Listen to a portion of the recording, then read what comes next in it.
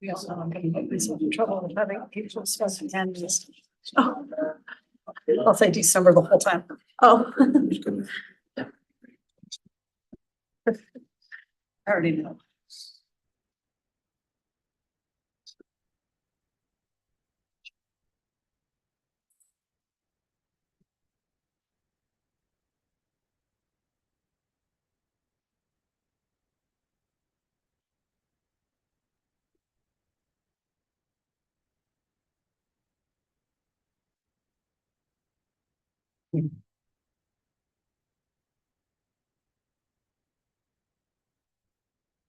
Okay, we'd like to welcome everyone and call to order the study meeting of the West Valley City Council.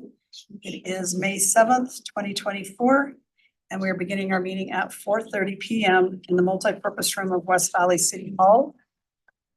Present right now, we have Councilman Whetstone, Councilman Harmon, Councilman Christensen, and myself. Councilman Nordfeld is going to be a little late, and hopefully we'll see Councilman Fitzsimonu and Councilman Hune as well. We're also joined at the table with our city manager, Mr. Peely, and our city recorder, Ms. Kamick. We have our minutes of April 23rd, 2024. I'll turn them to council for discussion or a motion. To approve the 23rd study meeting. Second. Okay, we have a motion and a second. All in favor, say aye. Aye. And those stand approved. We have our regular meeting, our redevelopment agency, our housing authority, and municipal building authority meetings tonight to review. Were there any changes for that meeting? Yes, Mayor, just to include the appointment of Mr. Springmeyer as Economic Development Director. Okay. And we'll discuss that here and then in the meeting tonight, okay? And were there any questions from the council on any of the agendas? Jake and Mars don't show up. They're the chair and vice chair. Oh, the chair and the vice chair. Okay. We'll have to designate somebody else to do it. Okay. All right. All right, we'll move to our first public hearing, which is going to regard application ZT 3/2024, and we'll turn the time to Mr. Pastrick for that presentation.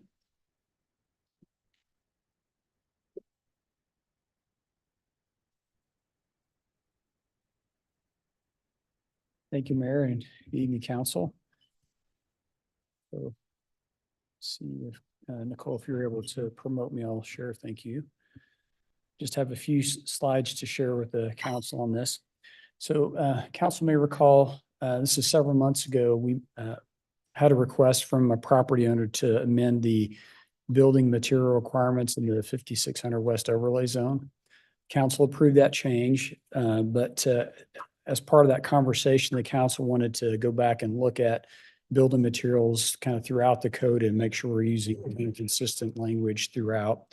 So we did that and have some suggested changes along with a few other changes I'll discuss here. So I'll share my screen and go through those.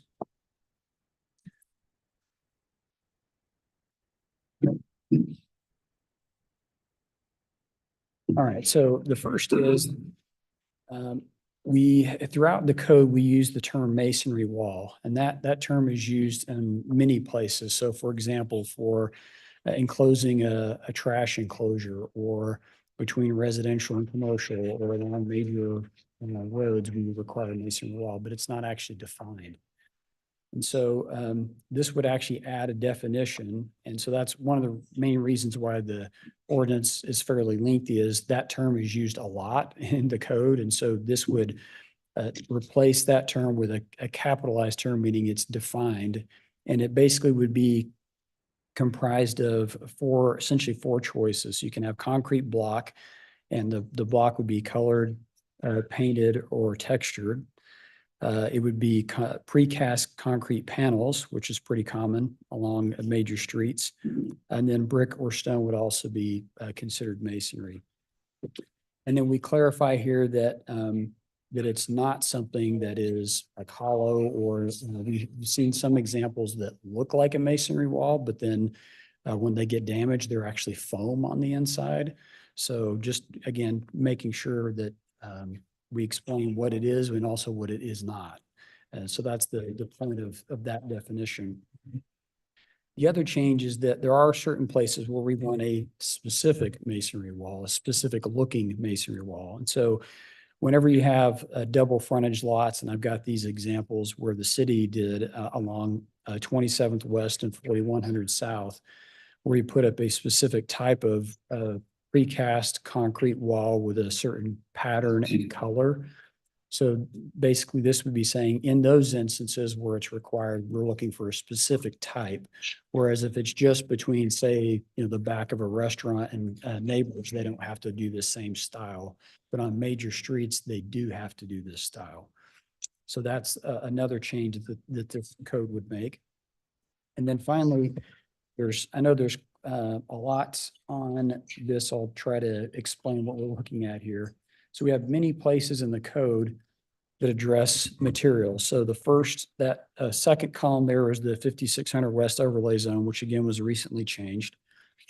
Then the next three columns are the commercial design standards. So we have a standard for the front of the building, then or at least 50% of the front, then 35% of the sides, and then what's left is that fourth column. Then you have our multi-unit residential design standards, and then finally in city center. So materials are addressed in all of those different sections of the code.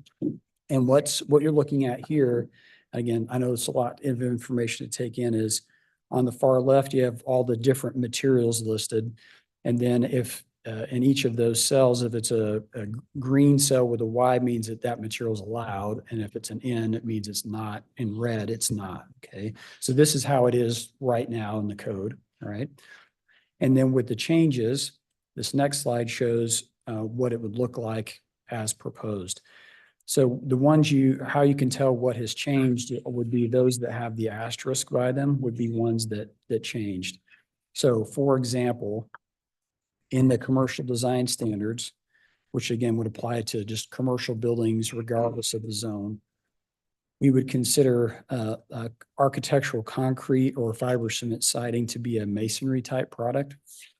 And you can see also one of the things we did over here on the left is we're trying to make a distinction here between just metal and a more what we call architectural metal that's not corrugated, that you don't see fasteners, something that's more like you would see on the Embassy Suites, or there's the relatively new Mountain America Credit Union where it's they use a metal panel, and it's again, it doesn't look like the metal you'd see on Quonset hut, right? This is a expensive and nicer finished material than having it be just part of the structure, if you will. Okay. So again, I'm happy to get into more details, but the main thing we were trying to do here is look at the changes that were made to the 5600 West overlay zone that the council approved, and then seeing, okay, are we being consistent with terminology, but also just how we apply materials across these different standards. So in summary, we have the definition of masonry wall that would be uniform throughout the code. Along major streets, we would have a specific type of wall with pattern and color that would be required. And then these changes to the materials. Okay, to the council.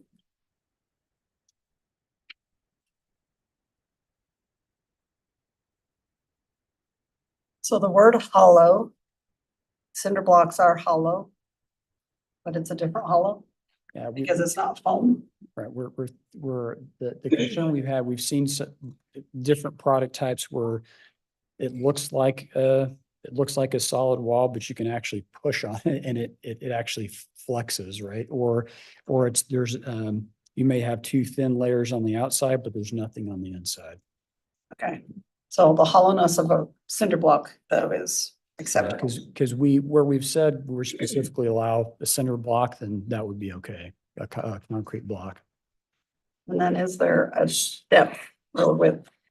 Because the one at Fazio was skinny cinder blocks. And it didn't last very long, but they were only 3 inches deep, not the normal 6 or 8. So we don't call out a specific width, but if that's something a council wants us to look into, we can. When it comes to like a concrete block wall, that's a pretty typical dimension. For precast walls, that's something I have to look into to see if there's like a typical dimension for a precast wall. Yeah, and the cinder block that was used at the Fazio Park was cinder block that was laid. It wasn't, they didn't have the rebar in it and different things like that that they should have had. But that's why it deteriorated so quickly. Okay. So I don't know if we should put a depth on it or width, whatever you want to call it. Now, if that's something the council would like us to include, we could put in a minimum width or thickness of the wall. I think precast, there are different thicknesses. So we probably gotta specify if we're gonna require or allow precast, it ought to be the thickness we want instead of the cheap. I think we have a 4-inch and a 6-inch. Well, and I know they have a residential and a commercial. We put on our streets the commercial, correct? Yeah, looking at Dan, he's saying yes. Okay, so that's what we're asking for everywhere else, so we might want to specify on the main arteries that that's what we're getting. Okay. And not the residential. We'll do some research and then be prepared next week to address that. Okay. And then the multifamily or multi-unit residential design. The only thing is you can use is brick and stone. So glad you asked. So there's 2 columns there. Okay, And what Oh, the first okay. one is saying is for 20% of the building, you're required to do brick or stone on at least 20%. so this is the building, not the fence. Correct. So these are building materials we're looking at Okay, on this. that's where I'm getting mixed up. Okay, Okay, so that means the first column is that at least 20% of a multi-unit building has to be brick or stone. The balance can be the other materials listed in the other column. okay. I was only focusing on fences, Right. not overall design. Okay. Thanks for that clarification.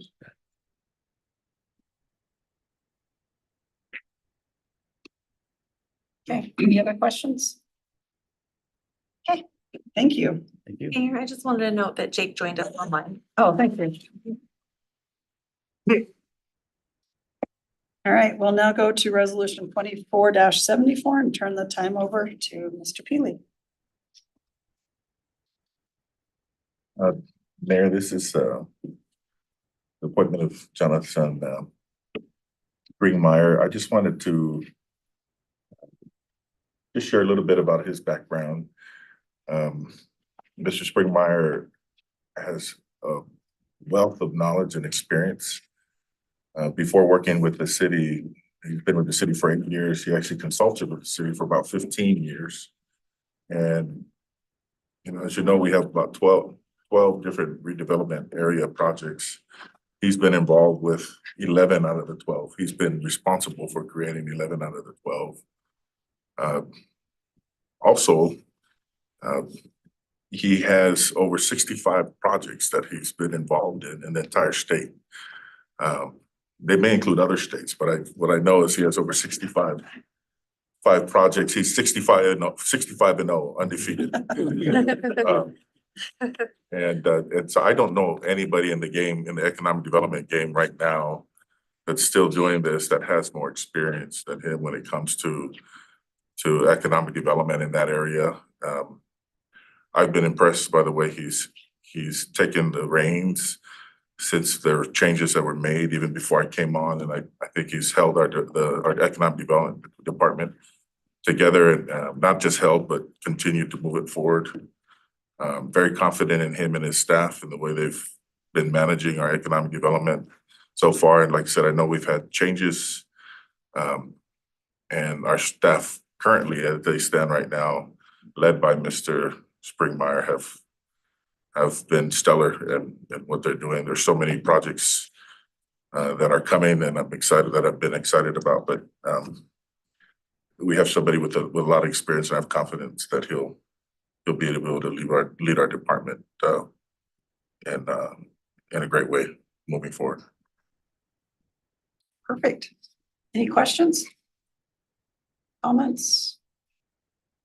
Okay, well, thank you. All right, we'll now turn the time over to Mr. Springmeyer for the next 4 items, 4 resolutions, as well as we'll call you back up for 9C, but And I will see him in action. yes, Yeah, it's Yes. tough to follow that. Thank you. Let's see. so we'll we start got- with resolution 24-75. Yeah, let's see. I'm holding And it really real quick. 75, 76, 77, and 78 Excellent, thank you. are just the same item, just different locations. Correct. This is a little bit cart before horse because of the way the agendas lay out. What we're doing is what's presented in front of you is 4 resolutions that are the funding mechanism and resolutions necessary for the contract presentation that'll be presented when we're reviewing the RDA meeting a little bit later in the agenda. So you've heard me say before, one of the principles of redevelopment project areas is that money generated in a project area must be spent within that project area. The only exception to that is here where the agency under state code can use agency funds outside of a project area for publicly owned infrastructure with the approval of both the board and the community legislative body. So it is here with the community legislative body that we're looking at this. There are 4 resolutions in front of you representing 4 of the 5 sites that we'll present earlier, or I'll be presenting later. Fitness center is outside, the distance is too far from one of our existing project areas, so that's why that one's not in. Just some maps of the project areas so you can understand the proximity. This is our Granger, the red outline is our Granger Crossings URA. You can see from there the proximity to the Maverick Center. The total funding that we're asking for this resolution is $927,042 for this one. Hercules A RDA. This is the proximity. This is for the Ridge Golf Course. And you can see where the clubhouse is, and actually portion of the golf course is now in the project area since the redesign and rebuild of the course. $372,701 on that one. Cultural Center is the Jordan River RDA. Again, a portion of the RDA actually goes into the Cultural Center property. $338 and $71 there. And the North Central EDA, and you see the boundary line on this one actually includes the driving range for Stonebridge and kind of makes that jog around the property. The reason we never included any of these properties, we generally, almost always, we don't include publicly owned properties in redevelopment project areas because we don't pay taxes. We're not going to redevelop them. There's no economic benefit to have them in. So we generally draw lines around them and specifically leave them out. But in this case, we'd like to spend those monies at those adjacent facilities. So this one is probably the closest as far as proximity, $347,287. Those are the 4 resolutions, and I know you're thinking, what on earth is this all about? And to be continued, I guess, later in the agenda, unless you have any questions specifically on these 4 resolutions. Yeah. Yes, okay. Why does the city need to put in charging stations? Why do we need to spend the money for this? Well, and we can, yeah, that was kind of part of what we were going to do in the next, in the RDA portion, but I'm happy to answer those questions now. Can we move that to now? Absolutely. You want to just go for it? Yeah, let's just move 9C to right now. And then we'll get the whole story. Okay, that makes it easier. So if it's okay, Councilman Harmon, I can move forward to this presentation, and then if that answers your question, great. If not, we can come back to that. Would that be okay? Perfect. Great. All right, so in front of you then is a, as we're now the RDA board, a proposal to enter into a contract to provide 26 EV charging stations at 5 of our city facilities spread around the city. Prior administration identified the need for EV charging stations in the city, generally in the area, and made it a priority for West Valley City to address and meet those needs here. We issued an RFP in August of 2023 for this, for 7 different sites around the city, and received 11 proposals from qualified companies all around the country. I think Ms. Kamek can attest that was as large a response to an RFP as we've seen, and the stack of paper negated any sustainability gains. It took us a while to sort through all those. EV Power Exchange was the company that won the RFP. They are a local company, not local to West Valley City, but local to the Valley. And that was one of the factors in the scoring matrix with the RFP. 7 sites turned into 5. Maverick Center will have 10 stations, and the Cultural Center, the Fitness Center, Stonebridge Golf Course, and the Ridge Golf Course would each have 4 stations apiece. The other 2 sites that were originally part of the RFP were City Hall. We took that off because Rocky Mountain Power is working with the city already to do charging stations here at City Hall. So they were taking the bill for that one. We didn't need to double up. And then the one that was part of the RFP, the only privately owned facility was ARA that originally expressed an interest. And at the 11th hour, they changed their mind. So we took them out. All the stations are going to be 50 kilowatt DC fast chargers. Right now in the city, we have all of 3 chargers that are of comparable speed. The overwhelming majority, and we don't have very many charging stations in the city at all. Ones we do have are 6.5 chargers, which means you plug in and you go to work and you come back out and you've got enough juice to get back home. DC charger, these 50 kilowatt DC fast chargers will add 100 miles of range in about 30 minutes to the average electric vehicle. They're going to be open and available for public use. There will be a fee associated with that use, which is customary for these facilities. The revenue from these use fees will cover the ongoing maintenance and monitoring on all the back of house costs for these to operate these facilities. We won't have any additional costs associated with these charging stations once they're purchased and installed.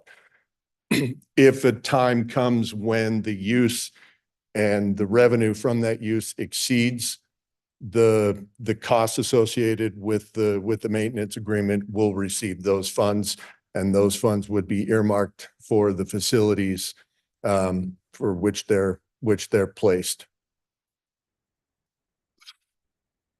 The total contract amount is a not to exceed of $2.752,199.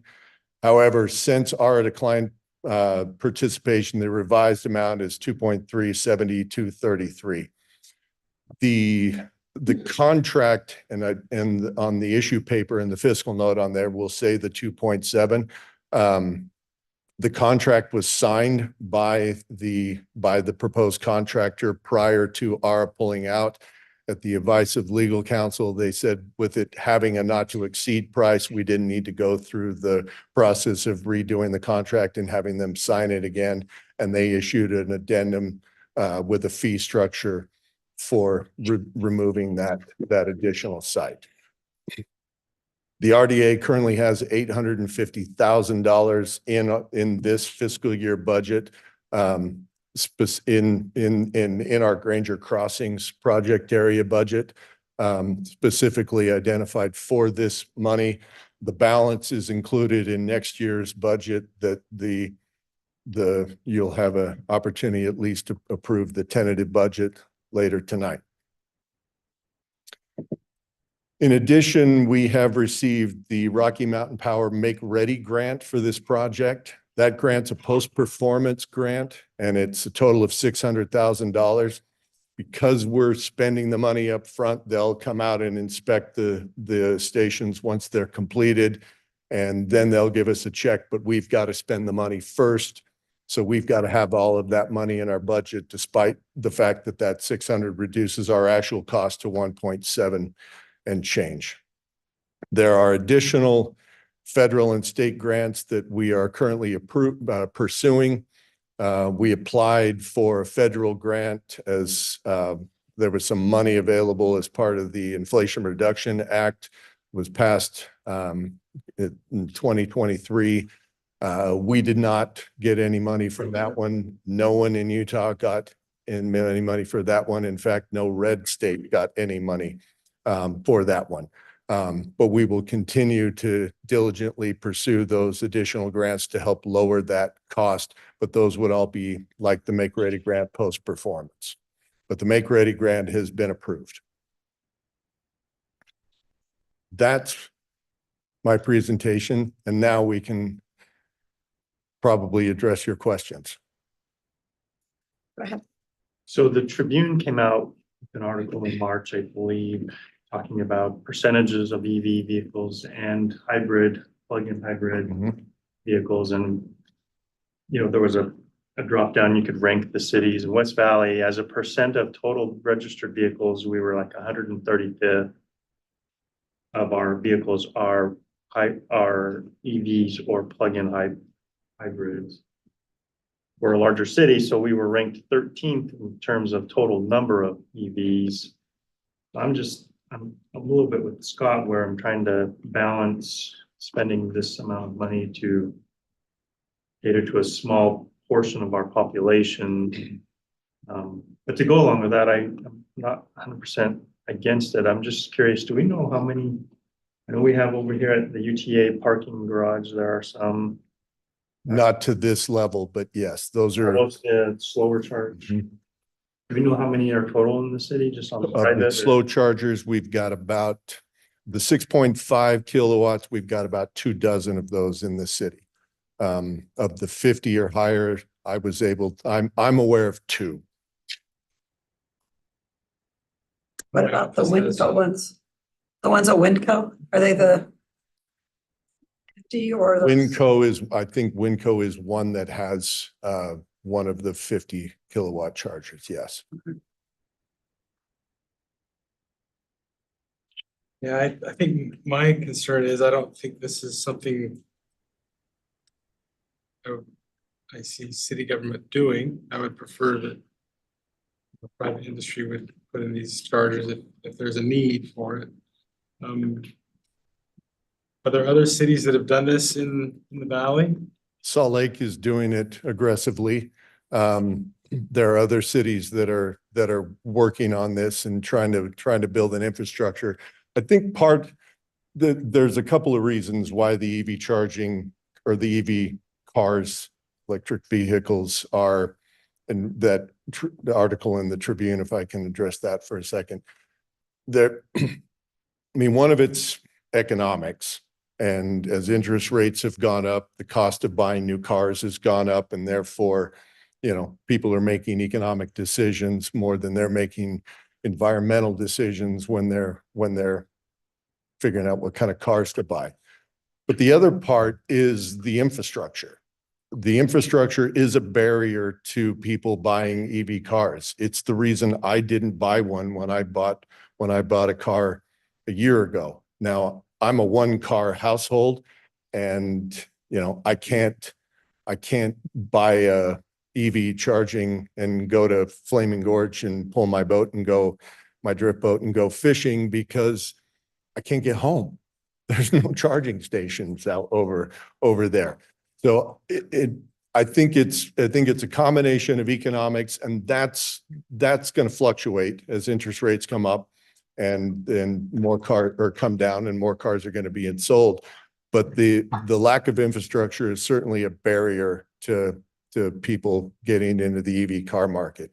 Ken Garf, our Ken Garf here in town, told me last week they're selling about 18% of the cars that they're selling are EVs right now. Now, how many of those are West Valley City residents? That's harder to tell, but it is a growing market. I think it's going to continue to be a growing market, and infrastructure is a barrier of that. And I guess the other reason on why should we spend this money is recognizing the difference between general fund money and RDA funds. We're obligated to spend everything that we bring in. We don't have the ability to have an excessive fund balance for any long periods of time. The Granger Crossings project area is a good example. That one is expired. It expired because it overperformed. When I did the budget for it as a consultant, it performed beyond our expectations, and it shut down after 12 years of the 15 that it was scheduled for. State law now requires that we spend all that money within 3 years of the project areas be collapsing or closing. So we are obligated to spend that money. Now, whether or not that 850,000 is best suited for this or something else within the project area is a conversation we can have. That project area specifically is Redwood Road, which is a state road, 3500 South, which is a state road, and even if we had the ability to do or the desire to do roadway improvements on there, 850,000 isn't gonna get Dan the money he needs to do much more than planting some trees and doing a little sidewalk. And that's assuming that UDOT would allow us to do that. I personally think this is a good use for those monies. I think the additional traffic that's going to be drawn in, especially at the Maverick Center. I think the Maverick Center is going to be a very sought after site, both in terms just of its proximity and central location to the valley, its accessibility off of 215, and the ability for, the Maverick Center patrons that are going to a concert and being able to plug in while they're there. And then the Uber drivers that are looking to do airport runs that can sit there in the parking lot charging up and waiting for that call to come in, and they can be at the airport to pick up their rider in 10 to 15 minutes. I think that's going to be a very, very popular site.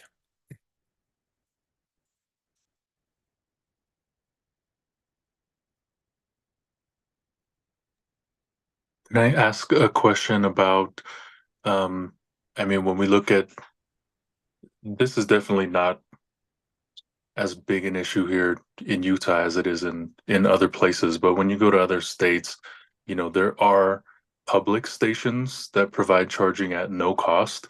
But those are few and far between. Actually, it's like filling up gas at a gas station. You're typically paying per kilowatt hour when you go into a charger, unless it's a free charging station. Are we talking about free charging stations, or are these pay for use stations? Yeah, these are pay for use stations. They will have the ability, the fee associated with them.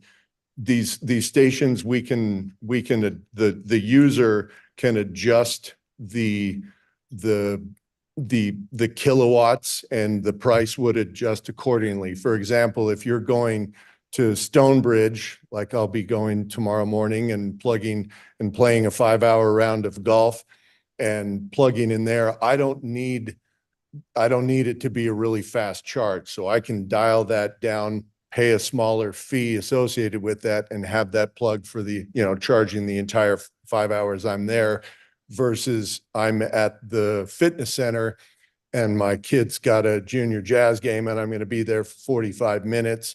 So I can crank it up to full speed at that point. Right. Okay. Thank you. And then another question around my colleagues who've brought up very good points about the current number of vehicles. This rising trend, obviously, is just getting more and more popular. But is there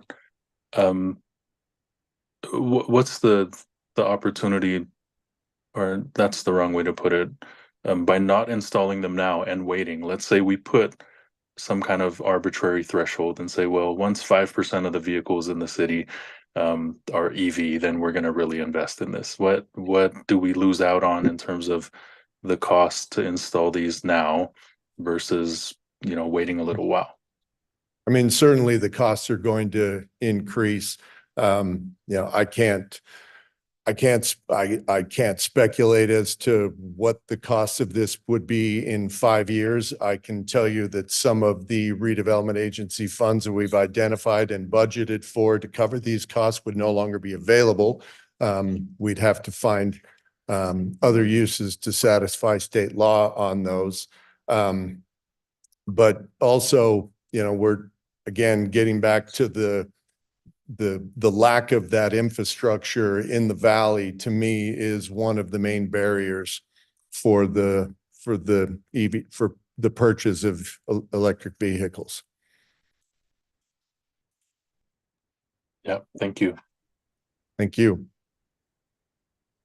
Oh, one more question then, sorry. And I'm asking questions like I'm familiar with this, but it's only because I recently was at a presentation where they were talking about, Carlos Braceras was talking about this new DOT program where they're putting in, every 50 miles on all of the, interstate highways here in Utah by the end of 2024. And they were partnering with Maverick gas station, Flying J, other sites in all these different cities up and down the state. Is that something that we could also look at in terms of a public-private partnership where we put up some and then there's kind of a private match from these other businesses like gas stations or car dealerships? It is certainly something that we could look at. Obviously, they would be at those private facilities. Our ability to spend, as we addressed in the 4 resolutions, our ability to spend redevelopment agency funds is geographically confined. So whether or not we could use agency funds to partner with those would be very situational. We'd have to take a look and see which of those would qualify. Oh, yeah, that makes total sense. Thank you. Cool. Well, in terms of what's presented here, I don't have super strong opposition. I do think it's inevitable. I mean, even in my neighborhood, I'm seeing electric vehicles and definitely driving around. I mean, these are becoming more and more, it is inevitable, but yeah. Okay, great. Thank you. Thank you. I agree with Jake that it's becoming more and more popular, and I tell my wife all the time I want to go down to the Tesla store and buy me a Tesla, and she won't.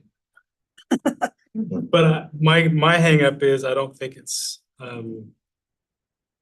something that I'm comfortable spending city money on, RDA money on. So that's where I'm at. I have a question, maybe for the planning and zoning. In our agreement with the developers, we asked them to build EV charger in their home, like density or single home? Do we have two for each house or we don't have it? We've had some projects where they would wire the garage for a charger, so didn't actually provide the charger, we just wired for like 240, so that the homeowner could more easily install it. I can think of a couple of projects where one that's over by Decker Lake, where the developer put in a couple of charging stations actually in their common areas. So those are the two examples I can think of, is where it was either wired for EV charging in the garage, but without actually providing the charger, or in some cases, like multi-family. We've had a couple of projects that provided chargers in public areas. So in a common area, but not in the house. Correct. So what, should I go back to Scott and Jake and Will, maybe we start from there first. We ship our burden to customer instead of we take on our responsibility. So we can save some money. So we asked the developers to do that first. This house, it has two EV chargers for mom and dad. And then we can go from there, maybe later we can do more, but for right now, I think it'll be good. Yeah. So for myself, these locations to me, taking care of the people that are using those facilities. So somebody going to the Maverick Center, somebody going to the golf course, being able to plug in. Every once we have family members that have electric cars, and sometimes the restaurant that wins out our going there is the one that has the EV station. Because then the kids just plug their cars in, go in, and they're 50 miles away. So for them to come in to dinner, breakfast, and then go back out or different places. So that is something, if you have an electric car, that does determine where you go. All of these destinations seem to be ones that are longer duration. So I can see leaving your car plugged in while you're at a concert or golfing, different things like that. So I think for the people patronizing our facilities, I think it's a good plus, a good amenity to have for them. And that's why I see it probably a little bit differently, just because it's more of a service to the customer than just a convenience for other people. And if I was servicing Ubering for the airport, I'd be at Stonebridge plugged in, not at the Maverick Center. It's a lot closer route to, Okay, fair. you know, to just get there in 7 minutes. Yep, fair enough. But, so I don't know how many would really use it for that. And how many would just drive their electric cars out to go golfing? And maybe our golf course would get the business instead of another one that doesn't have a charging station.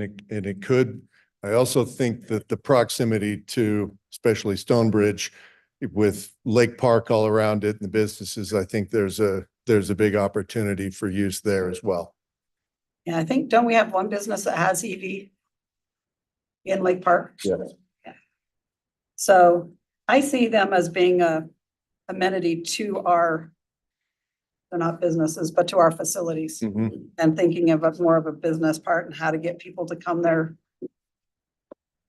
So, And that's kind of how we viewed it as well, as an amenity and hence the direct benefit to the project area. We think it's going to draw people into those areas and help draw more traffic in, help our, and also help our public facilities that are there as well. yeah. And I'm not afraid to walk, so I could plug it in at the Maverick Center, go south, not even 5 minutes, eat at a restaurant and then go back. Yep. I mean, if everything is open 24/7 and you can use them at will and you're paying for them, then I see it being a benefit. The other thing, if we're not going to be able to spend this money on anything else, and it's just, I mean, what happens if we don't spend the money that's in Granger Crossing? What happens to that money? We have to return it. To the Taxing entities. entities that, County, Yes. live in the county. Well, all the little people on your property tax. school district is the largest contributor, but yes, I mean, the state law says that if you don't spend the money, you either have to return it or you can be subject to punitive actions. That's the 3-year law that was just passed in the last session. They did 5 years before that. The session in 23 decided that wasn't long enough, or that was too long. Now we've got 3 years. So it is, and again, that's the distinct difference between general fund and RDA funds is we're legally obligated to spend that money. So it's use it or lose it. Hmm. And then, so how close are we on the Granger Crossing? We've got a year. Have 1 year to Yep. spend it. And no other department has said we need that money for this in that area. Correct. We have other ideas of what we can use these funds or future funds in those areas? Well, I mean, we'll talk Granger specifically, I guess, since that's the largest one. The others are, 300,000, give or take. The Granger Crossings was a project area that it was kind of an ideal. We had modest goals when the project area was created. We wanted to grow and enhance the businesses that were already there and kind of build on some of those. We only had 2 small incentive agreements there. Both were $100,000 or less. And they were all paid out within the first year. The rest of the new development that's occurred in that area has happened organically, which is really what we want out of these project areas, is for them to, we'll incentivize 1 or 2 to be a catalyst and then let market forces take over and drive the rest of that. So, I mean, 850 is a kind of a tough amount. I mean, to the average, if we put on our personal financing hat, that's an incredibly large sum of money. When, if we're talking with Dan Johnson and doing street and roadway and other things, that's a portion of what he would need in order to get anything substantive done in there. So you can use this money, even though it's not in the red box for Granger Crossing, you can go stone's throw away to the Maverick Center and use it there. You can. Yes, with it, yes, under the resolution, and assuming that both the board and the council determine that it is a public infrastructure and a direct benefit. It has to be public infrastructure to be used outside of the project area.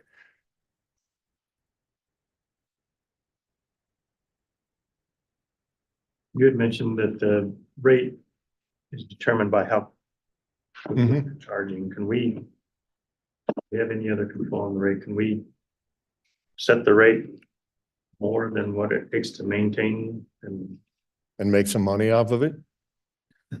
Theoretically, yes. I get it that it may deter people from visiting the facilities and Yeah, I mean, we're market forces are cost and convenience and a balance of those. So, we'd have to weigh that out. We don't want to price ourselves out of the market, but we don't want to be underselling it necessarily either. But theoretically, yes. And then if we made a profit, are we obligated to keep it in the URA, or where does that money go? My intention, if there is a profit, most monies would go back to the facilities. The charging stations themselves are pulling the word, and I should bring up the reason that the 4 locations that are each getting other than the Maverick Center, the price differential on there is due to the proximity to the transformer. How far we got to go. That's why it's not a standard 350,000 for 4 of them. It's the install and proximity to the transformer. So we will be tying into the electrical service of those facilities. They will see a minor uptick in their electrical bills associated with that. My intention is that if and when a profit is generated, is realized that those monies go back to those facilities to help offset those, whatever increase they may be seeing in that electrical expenses. Okay.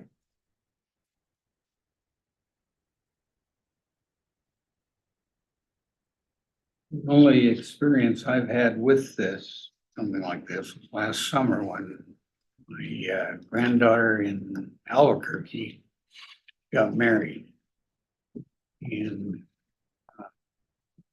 the granddaughter who lives in Murray and her husband, not Murray, not in Harriman, she moved. But she and her husband went down to the wedding and they drove their EV pickup down there. Had no problem. I asked him just simply, you know, any problem in finding charging stations? No. As an owner of an EV vehicle, we've looked them up and we know where they are. And we planned our route accordingly. Yeah. And they didn't seem to have any problem with it, so And I think, kind of ambivalent like everybody else. understood. Really need it, or don't we? I know if we've got a lot more electrical vehicles, we might be able to get rid of some of the rice rockets that are disrupting our sleep at night. During the day, they make a lot less noise. They certainly do that. I don't think that group would buy them. Yeah. A lot of the infrastructure, the big gains in the infrastructure that we're seeing is along the highway corridor, specifically along I-15. Not so much along I-80 because Wyoming tried to pass a bill to outlaw them a year ago. It didn't pass, but they did try to pass a bill. It's a mineral rights state. And then, west of us, it's a pretty, once you get past Wendover, that's a pretty long stretch of nothingness. But along our I-15 corridor, we're seeing a lot more infrastructure for those long distance travelers. What we're not seeing is the urban and suburban infrastructure core for those that are really using EVs as they were intended to be used, which is, not a long distance, where I shouldn't say intended, but where they're best used, which is not a long distance road trip, but your day-to-day commuter, errand running, go to work vehicles. We are, in comparison to some of the other cities in the valley, we are behind on our EV charging infrastructure. And in the Maverick Center, I forget about that call station right across the street, call center. Yes.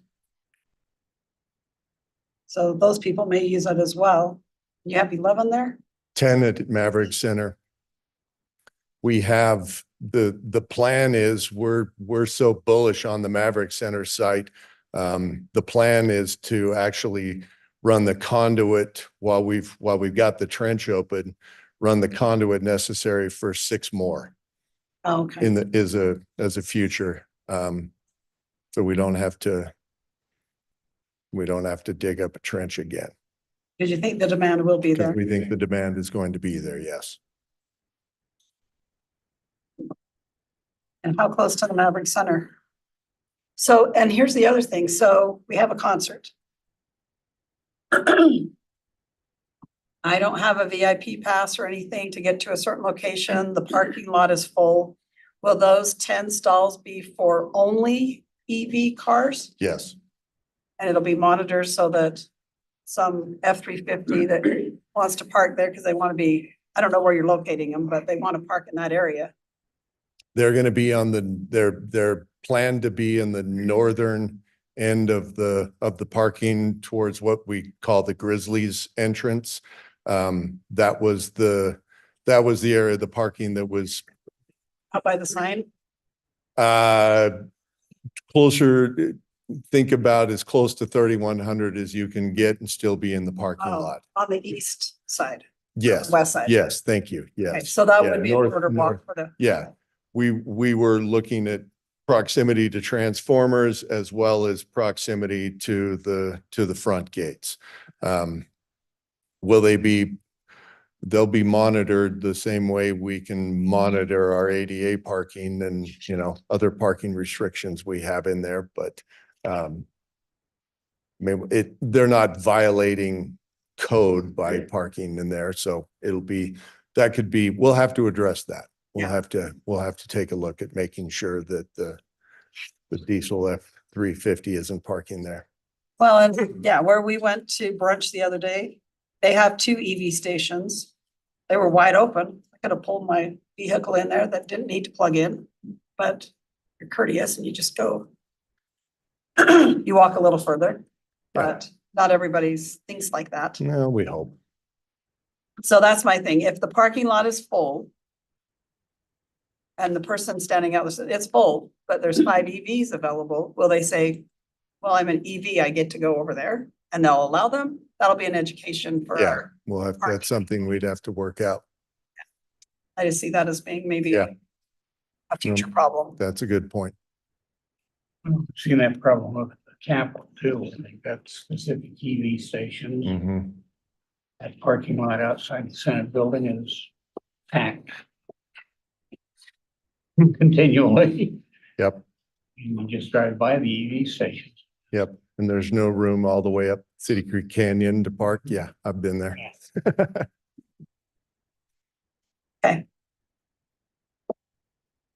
Okay, last thing I've got then, if there are no other questions on this, the only other slide, and it's not pulling up right now, but that's okay.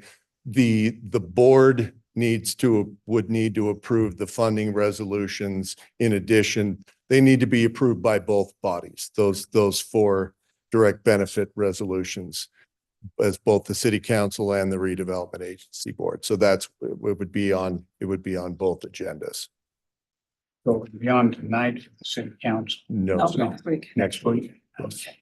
And then next week, we're having an We're RDA also special. having a special RDA. Correct. Both three next week. No other question? Not seeing me. Thank you. Thank you. Okay, we'll go back to our regular agenda.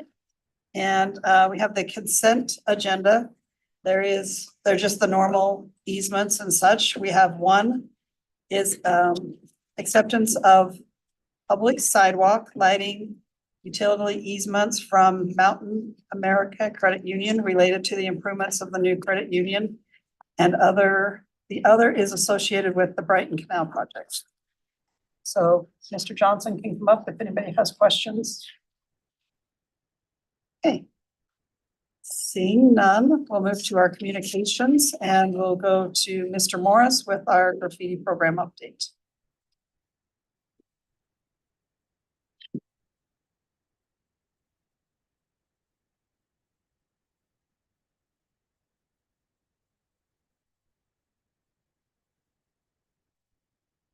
Mayor and council, pleasure to talk to you about graffiti.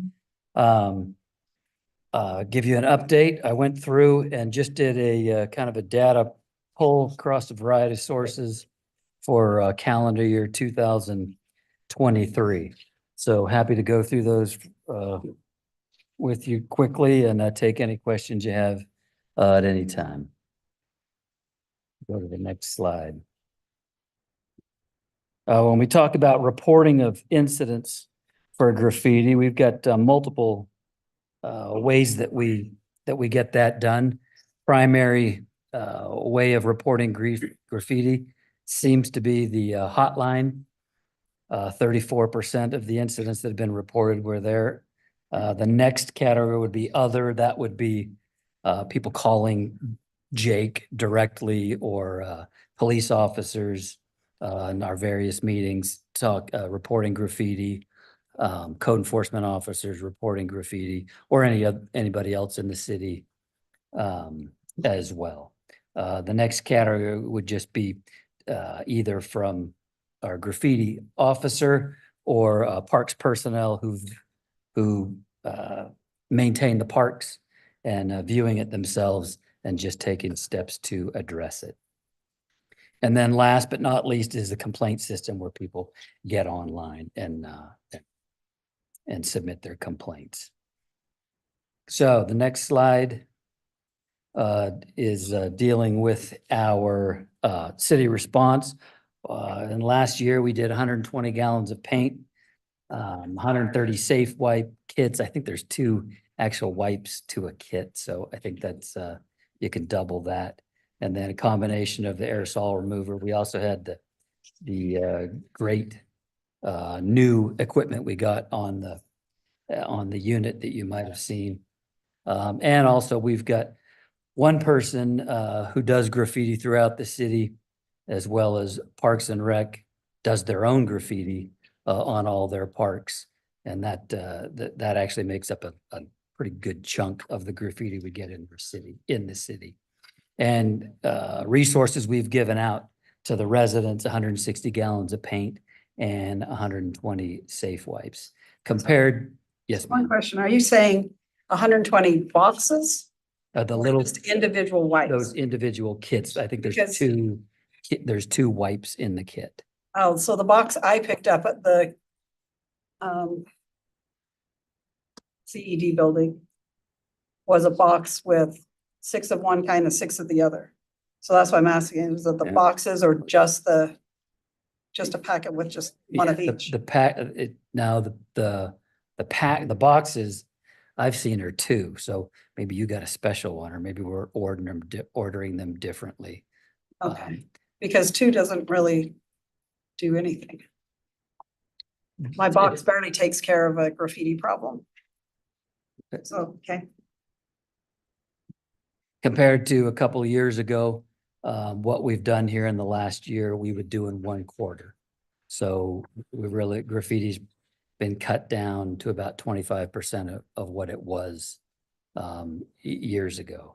But I part of that is our people are on graffiti quickly. Part of that graffiti, sociologists say that graffiti is kind of a form of social media, and it's just not as popular as a form as it used to be. And so we don't have it at that level.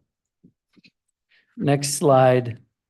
If we're looking at the surfaces that we find graffiti on, we can and deal with it ourselves. This would be mostly Jake. Vinyl fences, cinder block fences, and then utilities are pretty evenly distributed. We don't remove a lot of graffiti from wooden fences. There's not too many subdivision fences that are wood. When we do remove graffiti from wood fences, there's inevitably some damage involved. So we don't do a whole lot of that ourselves. If you look at the areas that we find graffiti, 14% through the main thoroughfares, and then a lot in residential. Parks is obviously the big contributor there. Parks are a popular thing for the kids to hit, and then a little bit of commercial entities seem to do a pretty good job of removing it themselves without us having to get involved. And I believe that's in conclusion. So yeah, graffiti's been dramatically reduced. Department coordination is ongoing. I probably should have put legal and finance in there. We about once a quarter, we end up with some restitution that comes to my office for police department's arrested some kid, and there's been restitution involved, and so we get that back. And I think that combination of our residents coming in to get paint when there's a problem, or to get the graffiti wipes and whatever size is available. Craig Thomas gives out a ton of the graffiti resources himself, as well as my office. And through that partnership, which you'll never get, you can't hire enough people to remove all graffiti all the time. And so with the public's help, people kind of taking control of their property, or the utility box in front of their property, or the power pole, or whatever, and saying it's in front of my house, it's not gonna happen. That's been a pretty huge success. Jake's mandate that he's had for years is that we're going to make sure that the main thoroughfares through the city, especially those cinder block subdivision walls, we're gonna make sure that we get those as the very first priority. And that's his mandate as well as all other major thoroughfares. He ends up doing a lot of other things, you know, when there's an elderly resident that can't get it themselves. Jake is famous for helping out folks who really need the help to get that graffiti taken. You won't, I think I saw an ad in the paper or a story in the paper the other day about some city was issuing a citation for some elderly person to remove their graffiti. We do nudge people with courtesy notices, but unless there's a problem where the police department has identified the property as gang activity, where they just have very little motivation or they want the graffiti there, we typically just do a courtesy notice and tell people, I understand you're a victim here, but to get you to stop being a victim, you've got to make the commitment to get after that quickly. And then we help them with the resources as we can. And that's really my presentation. Okay, thank you. Any questions? Yes, I do. Yeah, thank you. Blaine, do you have a chance to work with of my hometown people? They have a manpower over there, so maybe have some kind of project on Saturday or something, and people they can go out and help you guys out. You know what I'm saying? You know, we used to do a lot of that when graffiti was a big problem, and some of the walls, you know, 5600 West by the high school, that's been painted a couple of times by different neighborhood groups. Those work great. We haven't had a lot of that as far as people volunteering to clean up graffiti, just because we don't have the big long, you know, what they call the taggers. You get the gang graffiti, which we want to get cleaned up as quick as possible. We don't want to wait for a neighborhood group to get something organized to go do it. And we just don't have the taggers out there as much anymore, where we can schedule a group and go find them some graffiti to take care of. But we're always looking for groups.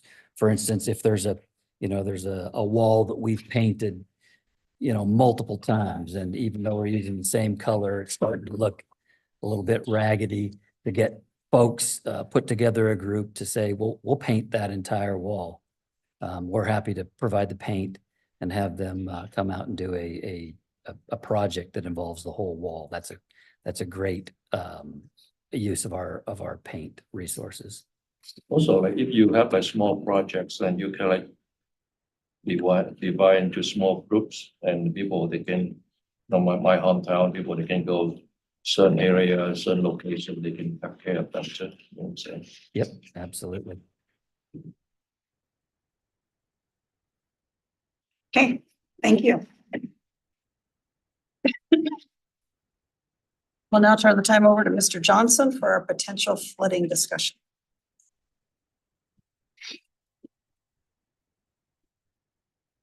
Good afternoon, Mayor Council. I'm Dan Johnson, Public Works Director. I'm gonna go to a web page, one of our on the Public Works Department website. We recently added this link for a flood preparedness discussion that really we're just gonna leave up all the time, as one of our biggest flood risks is from thunderstorms that get unannounced. But currently, this time of year, we get a lot of talk and discussion about flood risk from snowmelt runoff. In our city, we're fortunate, obviously, as you know, we don't have creeks that come out of the mountains that cause flooding along those creeks, but we do have snowmelt runoff risk along the Jordan River that receive those creeks. And last year, we had quite a bit more snowpack in the mountains than we do currently. But we had a lot more storage in the lakes that were gobbling up that runoff last year. This year, Utah Lake is full, and most of the mountain reservoirs are full or near full. And so whatever comes in will go out. And Salt Lake County Flood Control is holding a weekly runoff meeting for cities along the river and any of these creeks. And so they're watching it closely. They don't anticipate that we're going to have a lot of trouble from the Jordan River. Last time we had problems on the Jordan River was 2011. And at that time, the reservoirs were also full. And when we have problems along the Jordan River, normally what we see is there's mobile home parks between 3900 South and 3300 South. And the river backs up and you end up with standing water in the roadways.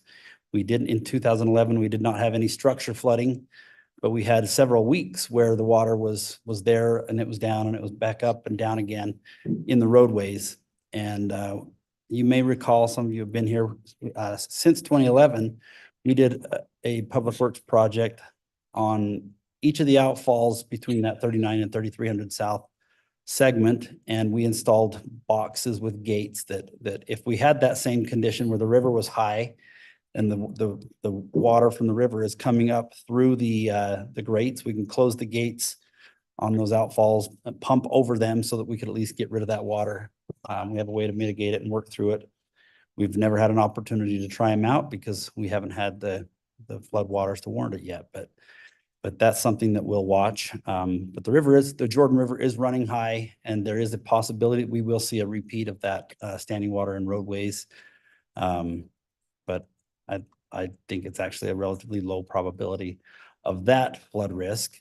Let's see, I'm just gonna run down this page real quick. So as we discussed, the creeks and the canals are not fed by snow melt runoff. They're controlled, so we don't have a flood risk from just snow melt runoff into the canals.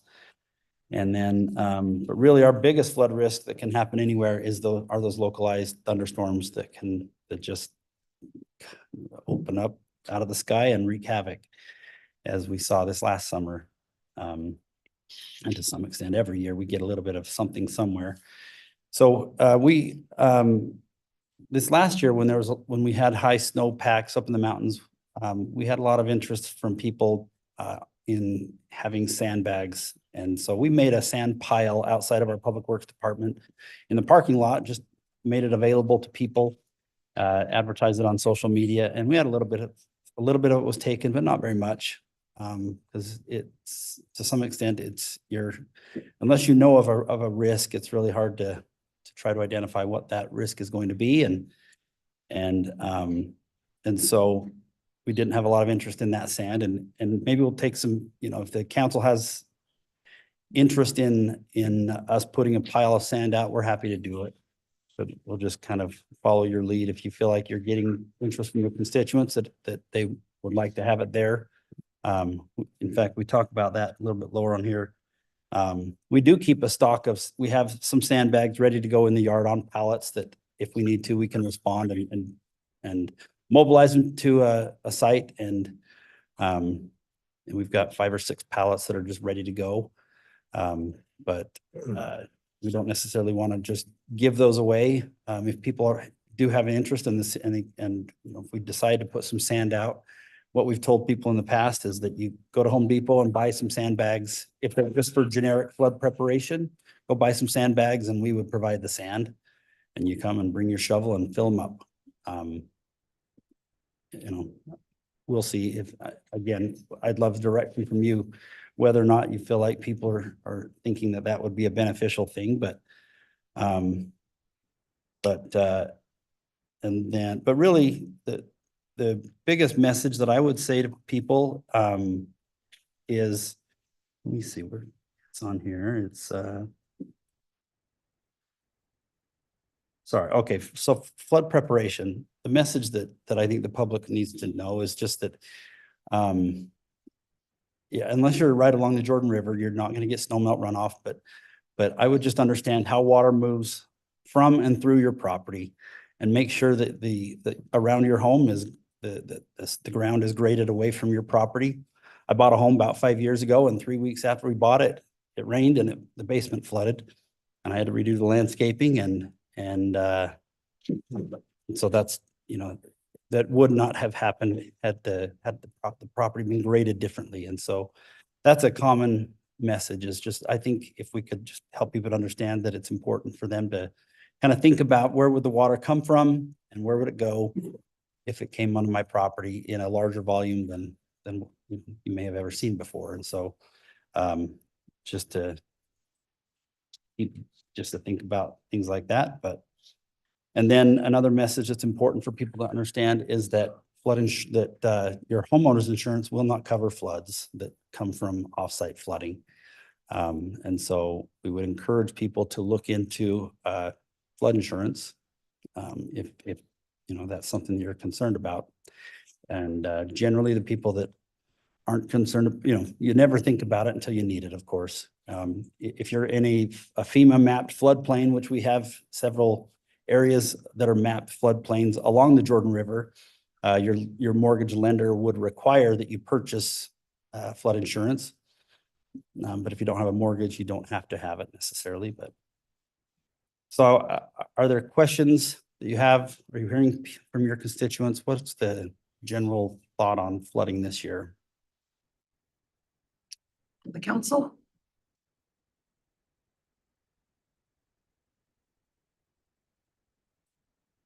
The reports I got last year were mostly the rain and the ones that have driveways that go down into a garage. Yeah. And then it started filling up. So do we have a sandbag filling machine? Yeah, so Chief Evans got us some money last year, Okay, and we have a couple of things that we use. The one that he got us last year is it's a skid steer attachment that oh, can scoop up a load of sand, and it's got an auger inside of it that pushes it to a chute down on one end. But we've also got some homemade things that are just little pipes that you can fill 6 bags at a time with a backhoe. And okay, so, so we actually raced the homemade version versus the filling version, and it was about a tie. So we could do it took us about 3 minutes to fill 36 sandbags. So it was about 18 a piece roughly, but yes, we do. We've got the machine and then the contraption that we built to fill them by hand. so people really just need to have some foresight to come get bags or fill bags. If they had a problem last year and they think they might have one. Yeah, if they think they might have a problem, we're happy to help, but the bigger thing, I guess unless it's a situation like you mentioned with a driveway that goes downward, you could put sandbags and leave them there all the time, but that's hard to get in and out of your driveway at that point. But Well, and part of it, I know a few years ago, Atlas had a big problem. Their street always filled up about a foot and would go into the side yards. So if our stormwater capture is not working properly, if the water's not going down the gutters to our stormwater, then it does collect. On Saturday, there was a big collection on the second drive in from going east into Harmon's. It was quite deep. Last year I got to drive through it west of Mountain View along 35th. It was up on the walls above the sidewalks just from the rain. really, from just in the last couple of weeks? No, it was last year. Oh, last year. Oh, when yes. Driving that way. Yes. Yeah, last year was a problem because our stormwater wasn't, That was a very intense storm. Yeah. but when we're not removing it with our stormwater gutters, then sometimes when they're big storms like that, people don't know that they have the problem until they have the problem. Yeah. So that's just kind of trying to get the word out. And I don't know, maybe taking the 10 minutes to drive there, get some and come back. It's too disastrous anyway, so. Yeah, it could be, and it wouldn't hurt to have some on hand just to Yeah. keep on the side of the house to protect yourself just in case. And we're Yeah. happy to help in that circumstance. So it's those two situations that I saw last year and then this last weekend. Because we got 0.83 this last weekend. Yeah, but it wasn't very intense. It was over a long period of time. It was over Normally- 48 hours. Yeah, normally we can handle those kinds of storms okay, but we still have issues, and it certainly, we could have had issues with the system being plugged or blocked, that could also create problems that way, but. And we're always looking at, if we have problems and if you see things, we'd love to know about them so that we can make sure that if there's a project that needs to be done, we need to know about it, obviously, so that we can get that on our plan.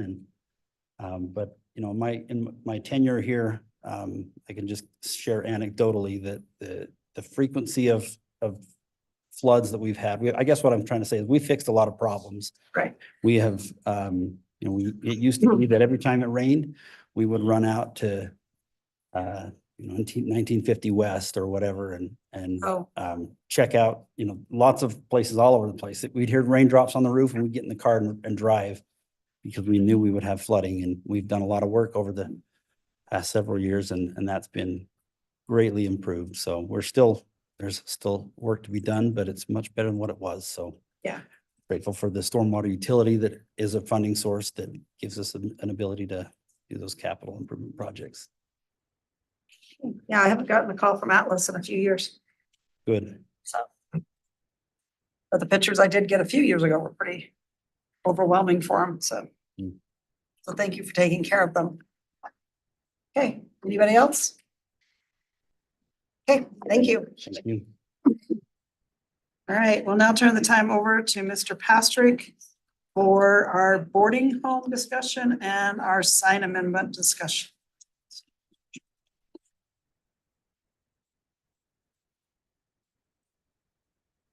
Thank you, Mayor. The boarding home perennial issue, right?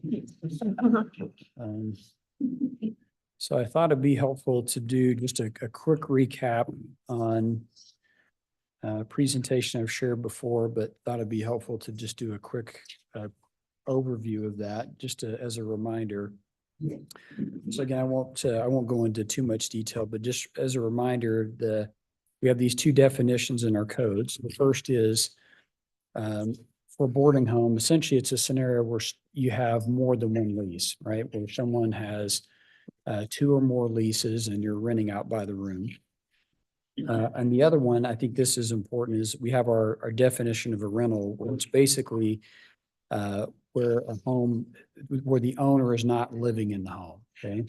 Now, one important distinction here, I think we should point out is we have the not so great distinction of being the reason for having a state code change this last legislative session, where because our code requires that someone have a license if the owner doesn't live there, we had a scenario where a person was allowing a family member to stay there, but the owner wasn't living there. They still needed a license. They complained to their state senator, and voila, we have SB 171, which basically says that a city is prohibited from requiring a business license for rental owners who do not receive compensation. So if someone owns a rental, they don't live there, but then they're not charging rent, we can't require a license. So just to make that point.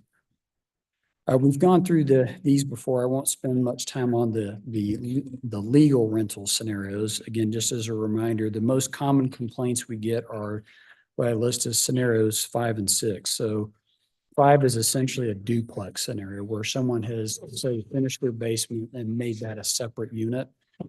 And they rent it independent of the upstairs. So the upstairs is rented, the downstairs is rented.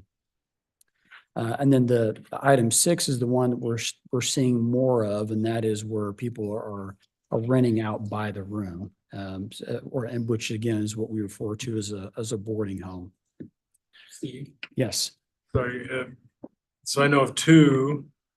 One is like a halfway house, and then the other one they're going to have. It's a home for disabled people, but they're renting out individual rooms in both those occasions. So does that fit in scenario 6, or is that completely different? It's a different situation. So if they're in a scenario where they have a state license to be what's, there's a term, not, trying to think of, it's like a residential living or shared living arrangement. There's special like federal law protections for that kind of a situation where there's a disability involved. So that's kind of a different animal from a boarding house So situation. the halfway house. If it's a situation where there's a disability, that's where you start. Right. So if they registered as a disability assisted living type situation, doesn't matter what that situation is with the tenants, as long as they meet the criteria. Generally speaking, there's some nuance to that, but yeah, generally speaking, if it's a shared living arrangement where you have people with disabilities, then yeah, that's a more of a protected type situation. So as we discussed before, the biggest challenge on enforcement is coming up with evidence. And here again, the state is not doing us a favor, and that another state law change was House Bill 518. This one prohibits the city from enforcing against non-permitted structures if that structure has existed for 10 years or more, okay? So in other words, if someone builds a structure or modifies a structure, let's say puts in a basement, right? And that's been done 10 years or longer, we can't do anything about it unless it's a life safety issue. So again, that makes it a bit more challenging because oftentimes we don't hear about or get a complaint about these till many years after someone's made a change. So just again, the state trying to rein cities in. So, but again, these are the ways we've been able to find evidence in the past. So the best one I would call is the smoking gun is if someone's actually has an online ad where they're saying, hey, I'm renting out by the room. It's like, well, then you've admitted to it right here. Other times people will do work on a home, don't have a permit, and it's in the process of getting a permit and doing an inspection that we find issues, right? So this one's not as common, but where tenants will complain and say, hey, something's going on here, then that gives us an opportunity to get in. Either the appraisals or county records. Oftentimes the county assessor will show, hey, this home has a basement or finished basement. We're like, well, we have no record of the basement ever being finished. So that's another way. One that's very helpful is this fifth one here is where the address of the property doesn't match the address of the owner, right? And that's a pretty safe sign that that it's a rental, and if they don't have a license. So then again, that may lead to other findings as we have them get a license, if that makes sense. And again, I won't walk through all of these, but these are different tools that we use to try to find evidence. And just to give the council an idea, we're getting a complaint about once a week for these kinds of things, whether it be a illegal duplex or boarding home. Sometimes we find evidence, sometimes we don't. To follow up on our previous conversation, so it was back in February, the council, we talked about this, and there's discussion about, well, maybe we have some parking limitations or try imposing parking limitations. And we looked at that and would recommend against that. And I'll just share some reasons why. So we looked at one particular area, and surprisingly, pretty much all the homes were owner occupied where we had received complaints. So there weren't, the owner address matched the home or the property address. One of the just more practical concerns is that just with parking enforcement, they're already very busy doing enforcement, and there's other areas of the city. So to do a kind of stay on a specific area would be challenging just because they're already very busy. Another challenge is that if, let's say you say no parking on this street, then oftentimes what happens is you push that to other nearby areas that don't have those same parking restrictions. So, and you know, as you look at, say, one street, there are many streets in the city that have quite a bit of parking on the street. So it's how do you justify saying this street we're not going to, but this street we will? But anyway, we have other reasons, but we were just, as we dug more into it, just did not feel comfortable recommending saying we're going to single out this one street and say no parking and then kind of impact the neighbors. So, but with that, that's what I had prepared, but the council may have questions or want to have more discussion on this. Any questions?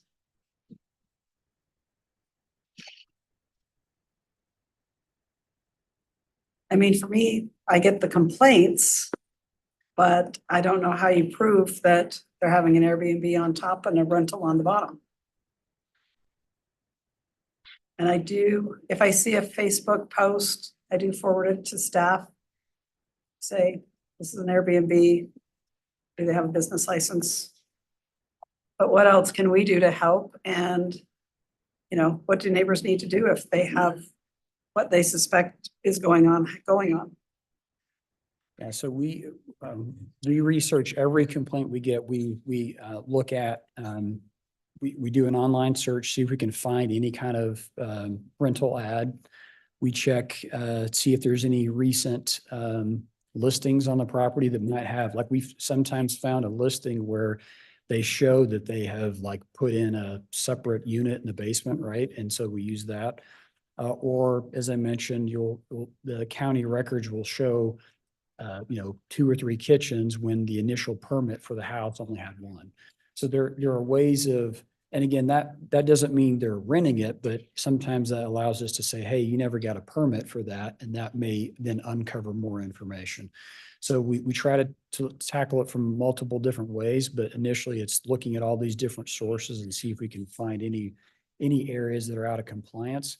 And then as we enforce, like, for example, if it's a rental and they don't have a license, we actually have a questionnaire that asks them and says, just point blank, are you renting out by the room or are you doing these other things? Now, people will still not be truthful, but at least we're asking the question saying, are you using this in a way that complies with city code? Okay.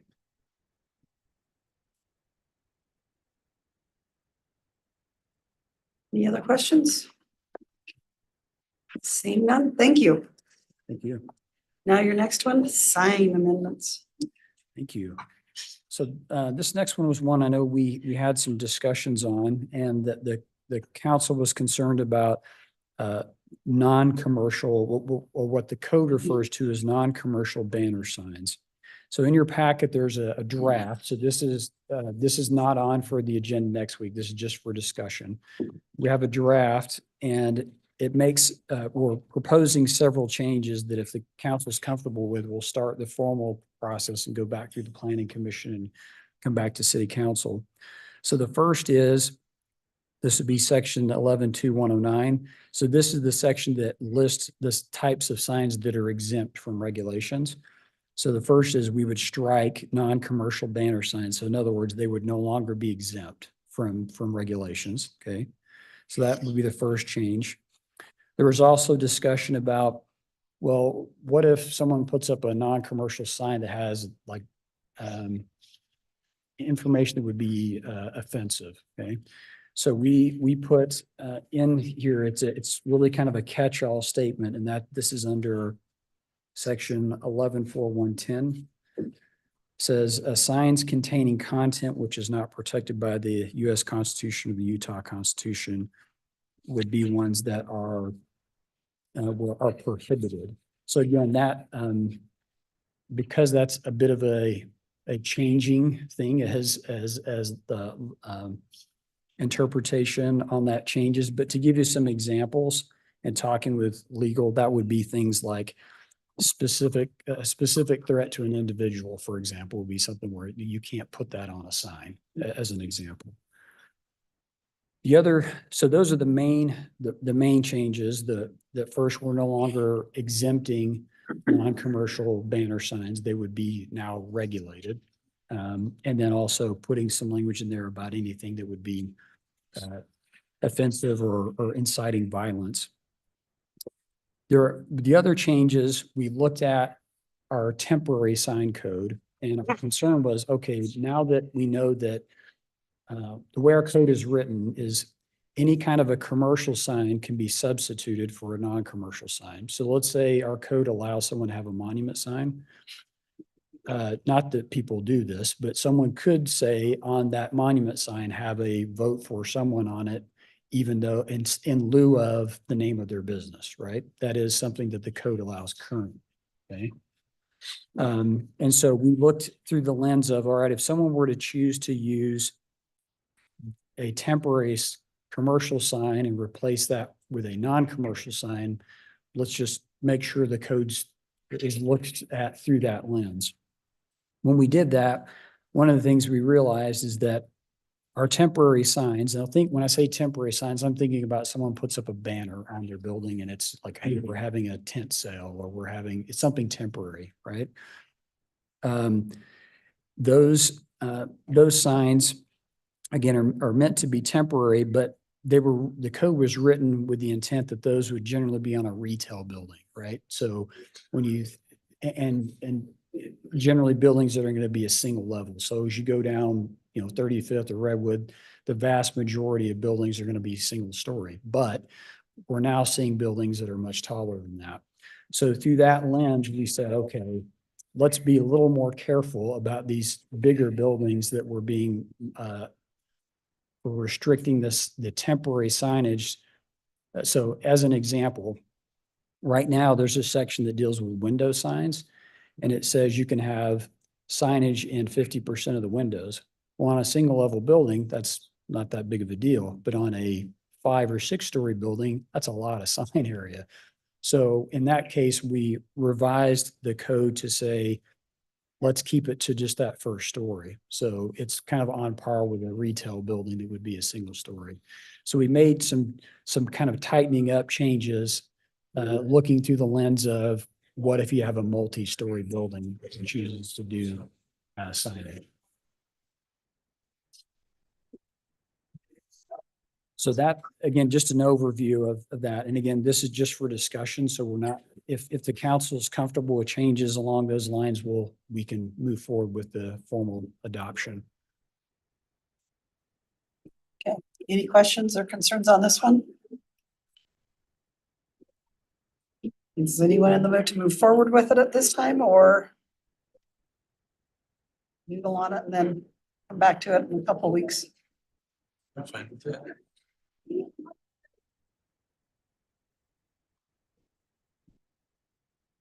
Maybe just one other point I'll say. So Okay. overall, the intent is that non-commercial signs would be on the same playing field as commercial signs. They would be treated the same. Okay.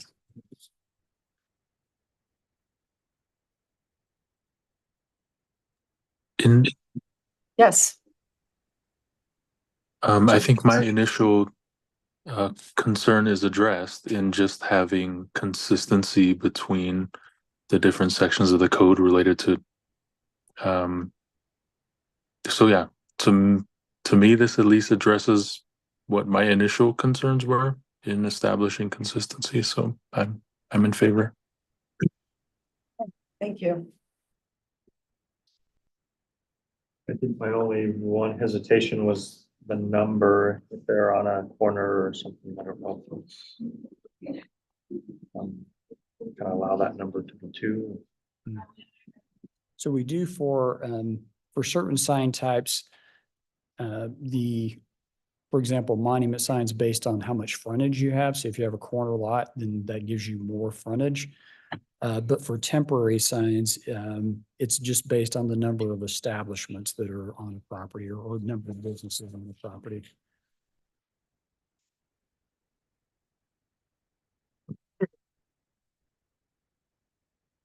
I'm okay to move forward.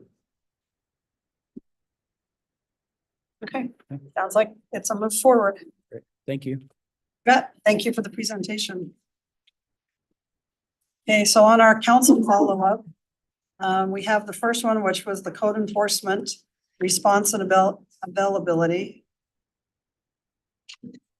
It's been a couple weeks, so I might need some help remembering. Was it just if somebody needed code enforcement on a weekend or after hours? If we could adjust hours, a flex person? The answer was yes. Yes, that We can do do. that on a complaint basis. So Okay. if there's a concern, they can let code enforcement know and they'll adjust hours and have someone present to address any concerns that a resident may have. Okay. So that one sounds like it clicks off the complaint. And then our food truck league, whether or not moving it location wise, it sounded like the farmers market did not want it competing with their food trucks. So they didn't want it out there at the same time, same station. So whether or not we keep it down here or at Fairborn and just do better advertising. And if that's the food truck league's responsibility, not ours, I don't know. And I think staff as well is looking at other options in conjunction with other events that we may have throughout the summer. Okay, So they're looking at that and discussing those with the food truck. okay. Inviting them to be other places than just Fairborn. Yes. I believe so. I'll defer She's to looking back. Jamie, make Jamie, sure. is that what's going on? Is there staff involved in those food truck nights or? At Fairborn, there are, we asked Nathan, who's the urban park supervisor, to stay. That's usually the biggest issue with food trucks that come is just kind of the mess that they leave behind. You know, they kind of clean up their truck and drive away and don't worry about the location. And then, so it's left, you know, for a day or until the next morning when our parks crew is out there, but Nathan does stay for the food truck league and they would like to continue here at Fairborn Station on Wednesdays and see how it goes without events. If you know, we're certainly happy to include them in other events. I know Craig includes them in a lot of events that he does. We have, you know, some other opportunities that we can certainly look at, including them, whether it's them as the food truck league or food trucks in general. But they would like to just stay at Fairborn for this summer and see how it goes without having events on Wednesdays. I think they like to have a specific place to be each night, and they can advertise that. And I've noticed a lot of advertising on social media recently for other places. You know, we're opening up here, starting the state, so. Can they move to Tuesdays and then we could just go Have dinner in in between. between? Yeah. I know one of the considerations that was mentioned at our last discussion about this was limited visibility, being tucked in, you know, back there between ICO and the library. Have we considered maybe something closer to 35th, like right on that corner of Marcus Street and 35th, just north of the Fairborn Tower? That parking lot area there, I don't, just throwing it out, but maybe something that's, since we don't have events that will be partnering with them, can at least give a little more visibility from Main Thoroughfare. So this parking lot is to the north of us possibly. Otherwise, it'd only be Granger Medical and this parking lot with the big office building. Yeah, I mean like right off 35th and Yeah, Market. because, yeah, oh, and Market. I don't know that we have anything vacant there. Just that, yeah, the parking lot north of the tower. Yeah. West of Brave Cookie. You get yeah, numbers don't work for me. If you use restaurants as landmarks, I know exactly what we're talking about. Okay. So we could maybe talk to the league and see if there's another location that would work for them. But that is a concern. I mean, there's nice parking at the library and such. I don't know if they appreciate us using it, but over here would be more parking. But we wouldn't have an employee out there maybe to clean up after. Right, you can look into what options we do have. Yeah, what other locations that'd be more visible? Okay. Yeah, City Park has 3500 South, and I could walk there for my dinners, so just saying. I think though, we ought to go ahead and discuss it with them. They're willing to come back for a summer. Yeah. Let's see what we can do to accommodate them and advertise. Well, and I can't remember if this came from them or from one of us. I believe it was just a question that the council had during a presentation that Jamie had presented. Okay. And just wanted to know what the future of the event was, and that's kind of where the conversation started. Toward the end of the summer, it was sparsely attended both by patrons and by trucks. Yeah. Yeah, Yeah, I think we were just thinking, is there a better way to do it so that it would be more successful and for the trucks and for the citizens, so. yeah, because I think we were under the impression that more people would come out of the apartments and use it and the residents around there, but it doesn't seem to be attracting from those areas as well. Did attract people off the bus when we got off though. Yeah, Maybe. some walk over. I thought that Centennial would just be a lot of people there at Centennial on a weeknight. Yeah, I know Jake goes and takes his kids to the fitness center and I'm there sometimes, so, it's a built-in audience. yeah. Yeah, and with all the But ball that's- games and different things. And I kind of get why the farmer's market doesn't want competition, but how many booths at the farmer's market are selling hot food? They have food trucks at the farmer's market as well, Oh, they do? Yeah, they have Or about out on the parking 6. lot, 6 or 8. 4 or Yeah. 5. Guess I gotta go. Yeah, How you do? yep. There's a really good lemonade place and there's some good food trucks at that one. So, okay. And then our other one was the concerns about the parking in the Utah First Amphitheater.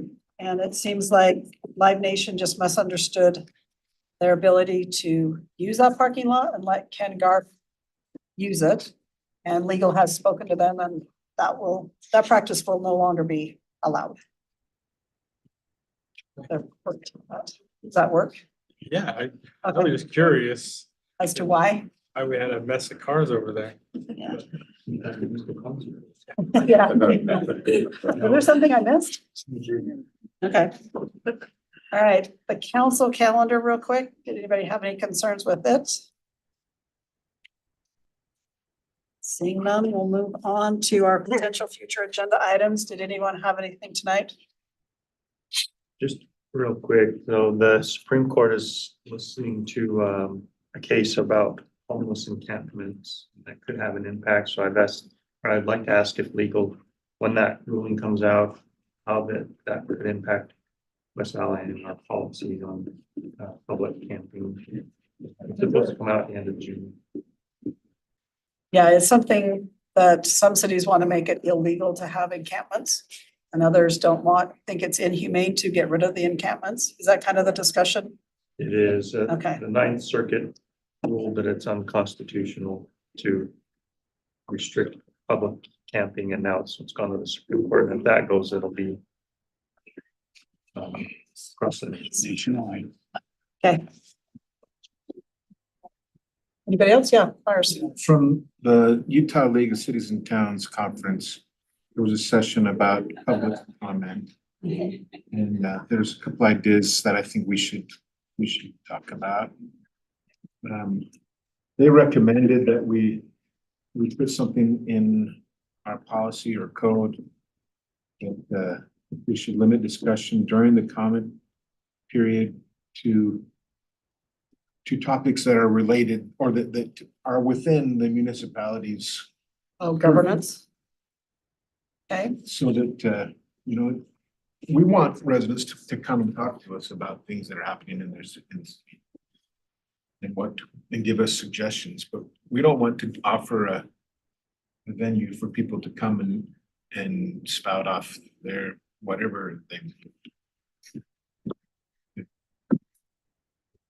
point about the school district where we have no jurisdiction over the school district or mosquito abatement or, Yeah, I Or what? don't want to go Or into worse. all Or the worse, yeah. things that they could say or Yeah. might, but Don't give me any ideas. yeah. So that's something that we could limit without running into First Amendment issues. Okay, There's some things that, like, Will was saying that there were things that residents could say that we thought, we should not allow, but First Amendment allows it. One of those things was criticizing public officials.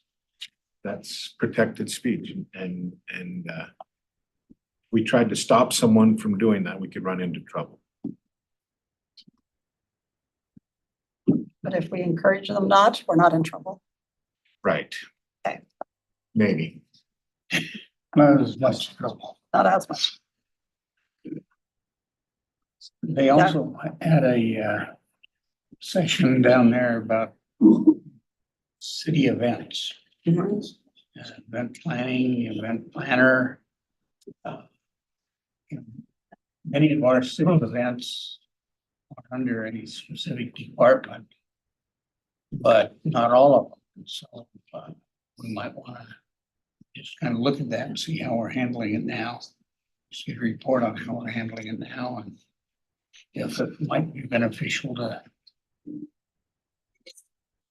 put them all under one. Okay. Yeah, a couple of us actually attended that one. So we'll have to talk later. Yeah. Mayor, one thing, it's been probably, I think it's been almost a year that we've talked about a code of courtesy notice. Oh, getting that If we can get a, format. has that been implemented? And then also part of that was a link or a QR code that was gonna go to the actual codes that have been violated. I don't know if that's been implemented, so we can talk about it. Yeah, I know we saw a couple of drafts, but we never saw a final anything. But always, yeah. I thought it was implemented and then a couple months later, my neighbor got a notice and it wasn't the new one, and so just trying to follow up. Okay. Got that? Okay. Can I ask a quick question? When folks were discussing the inability to restrict folks from criticizing, was that a critique of our own current rules where we state, that you have to be civil and all that, or was that just a general comment? Is that something that we need to change in the way that we currently introduce our public comment? Was that what was being indicated? So I don't know if we need to change our instructions or not. But if we try to enforce those instructions, we could run into trouble. But I'm not a lawyer, maybe. I've The actually legal looked sense. into it, yeah, with legal, just to make sure that we're in compliance. And we can encourage decorum in our meetings, and ask that citizens be respectful and that everyone is respectful. But if, someone starts swearing or criticizing somebody, legally, we really can't force them to leave the building unless they're being violent Or or threatening, or after the comment period's over and they're in the audience and like heckling or disrupting the meeting, then we can escort them. But yeah, we can encourage it, we can request it, we can, say, hey, this is what we want for our meetings. But yeah, if someone did say, I dislike you and throws out a swear word or two, we really can't force them to leave under that First Amendment protection. An officer can't go tap them on the shoulder and escort them out. We just put on our thick skins and we're fine. Yes.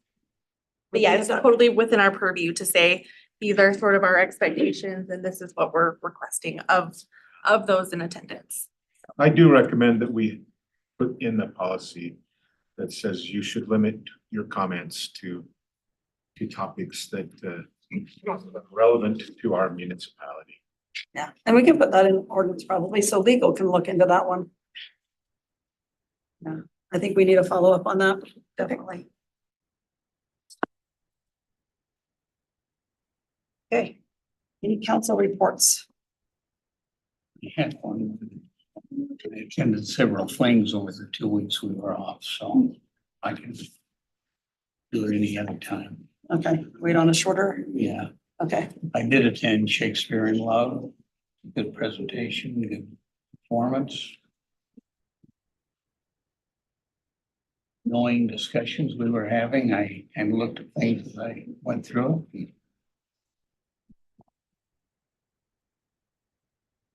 You know, enough said. okay. All good. Just real quickly, a resident reached out to you about mobile home concerns with management. And not a whole lot the city can do, but I did reach out to the resident and just offered up some resources to help advocate on the community's behalf on predatory towing and rent increases to law. Okay, thank you. Very appreciative of that and let them take off. Okay, thank you. And it's nice that you have that other life that gives you that information. So thank you for being willing to share. Okay, seeing no other, we don't have a need for a closed session tonight. Okay, well, one more action item.